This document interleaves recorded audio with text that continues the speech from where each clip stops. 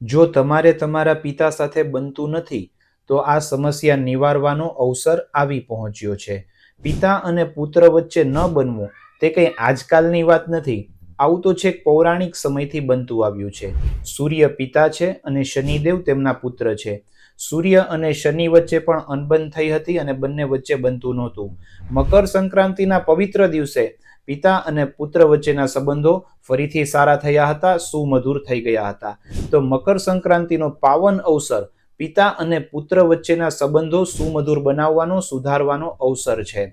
તમારે કાંઈ નથી કરવાનું. મકર સંક્રાંતિના પવિત્ર દિવસે સવારે વહેલા ઉઠી નાહી ધોઈ સૂર્યદેવને પ્રણામ કરવાના છે અને સૂર્યદેવને પ્રાર્થના કરવાની છે. શનિદેવને પણ મનોમન પ્રાર્થના કરવાની છે કે તમારા સંબંધ તમારા પિતા સાથે ખૂબ સુમધુર બની જાય. ત્યારબાદ તમારા પિતાને પગે લાગવાનું છે, એમને એક સરપ્રાઈઝ ગિફ્ટ આપવાની છે અને તમારા પિતાનું મોં મીઠું કરાવવાનું છે. આટલું કરશો એટલે ચોક્કસથી તમારા ફાધર સાથેના સંબંધો ખૂબ સારા થઈ જશે. જો આ રીલ તમને ગમી હોય તો લાઈક કરો, કોમેન્ટમાં યસ લખી દો.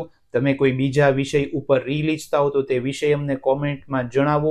આ રીલ તમારા મિત્રો સાથે શેર કરો, ખાસ કરીને એવા મિત્રો જેમને તેમના પિતા સાથે બનતું નથી, અને અમારું પેજ ફોલો કરો.